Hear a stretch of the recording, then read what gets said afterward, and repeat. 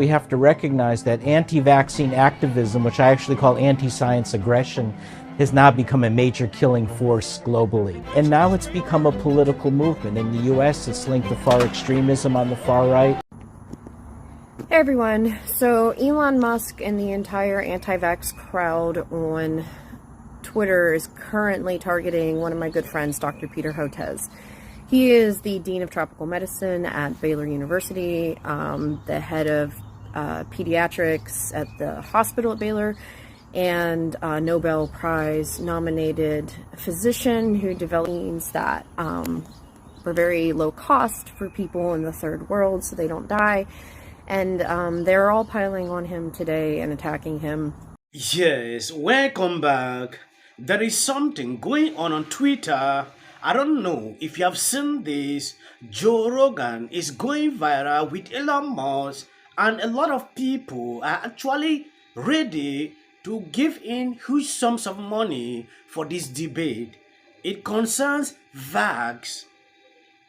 If you realize, since this issue of COVID happened, there has never been an honest debate because of fear of censorship. Now Joe Rogan made it clear that he's ready to put in this amount of money to see this debate happen. According to this article, he knows he is wrong. Elon Musk dumped gasolines on a flaming Twitter fuel between Joe Rogan and RFK Jr. and a noted vax doctor. Going down on the article, the Twitterverse witnessed a free fall all between Elon Musk, Joe Rogan, Robert Kennedy, and Peter Hotez, none of whom gave an inch in their stances on vax and the implications of misinformation. By now, anyone who's unvaccinated and has been lucky enough to escape, your luck is about to run out. That's how transmissible this is. And so I think one of the messages for today is it's still not too late to get vaxxed. We are not doing very well here in Harris County as we could. We're doing better than other parts of the South, but compared to the Northeast, we're just not. That is him. You know, when he partakes to this topic concerning COVID, for a very long time, I've not done videos partaking to this for reasons you should know. YouTube was not allowing people to give opinions on these topics, reason I decided to avoid this totally. Joe Rogan once had a segment, take a look at this. Immune system in other ways? Do you take probiotics? Are you cautious about your diet? I'm not as cautious about my diet as I should be. I'm a junk foodaholic, actually. Well, that seems like a terrible thing for your health. It is a terrible thing for my health, and something my wife is working on. But that seems ridiculous for someone who works with health. Yeah. What's going on with you, man? Sometimes, man, I just don't get it right. How often? What? How often? How often do I steal a bag of chips or something like that? How often do you eat garbage? I don't know. No, hopefully not every day, but hopefully not every day. Yeah, maybe a couple of times a week. Oh.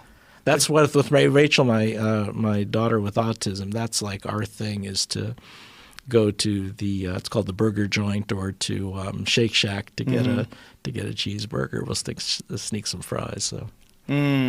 So you living large, we call it. Like that mouth pleasure so much, you're willing to sacrifice a little bit of I health. am. Yeah. I have to concede that's the case. Well, there's, I don't have to tell you, but there's a large body of data that connects poor diet to a host of diseases. Mm-hmm. That seems like a crazy decision for a guy in your line of work. There you go. Sometimes it's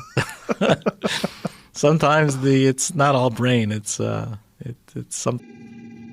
This is somebody that is lecturing a lot of people, partaking to their herd, and he's unable to take care of himself. This should clearly tell you something, right?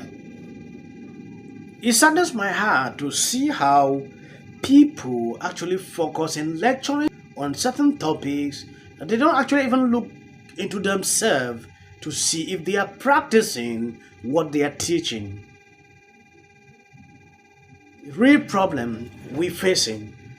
Joe Rogan had this segment for a very long time, and you will see clearly how he was challenging this doctor. Yeah. It's the same situation here we are talking. Joe Rogan wants this doctor to stand up with Robert Kennedy. They should talk on the real issues. And he's ready to give in a real huge sum of money to see this happen. But the doctor is not accepting. Because I believe when there is something going on, people should be able to sit down, debate, to talk on this. Robert F. Kennedy Jr., one of the most active anti-activists, has publicly labeled me on his Instagram account the OG villain, which I had to look up. It means the original gangster villain. So what we're facing now that very few people want to confront is a globalized anti-science empire, with Russia.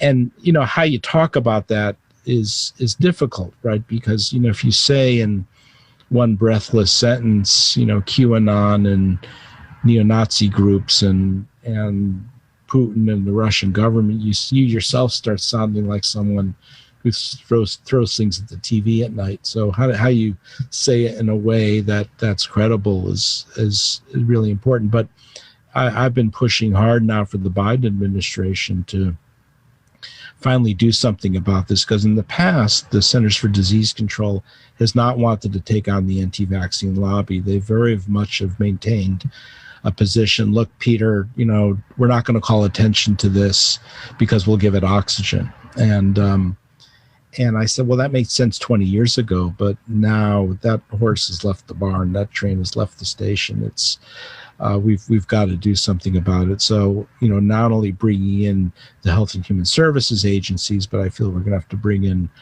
the Commerce Department, Justice Department, Homeland Security. It's a Homeland Security issue, and even State Department, given the Russian involvement.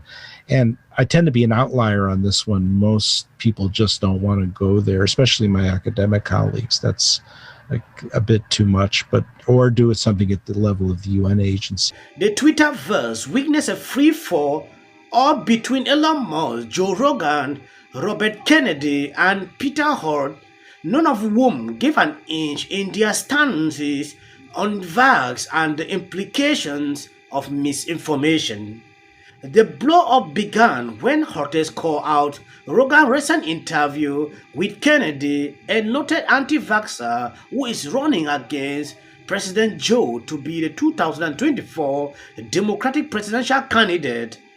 The Dean of Tropical Medicine at Babylon College raised his objections by linking to a Vice article which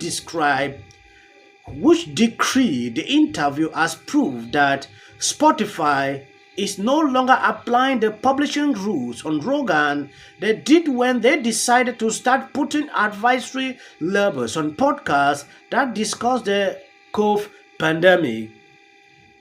Peter's remarks were sent by Rogan and Kennedy, both of whom offered Peter a challenge. While Hotez didn't say yes to the offer, he kept the door open to a conversation with Rogan that continued to spill out on Twitter. Rogan called Hotez out his known answers about showing up for the debate proposal, and Hotez responded by defining his facts while rejecting the pressure to agree to the debate. On Twitter, right, they are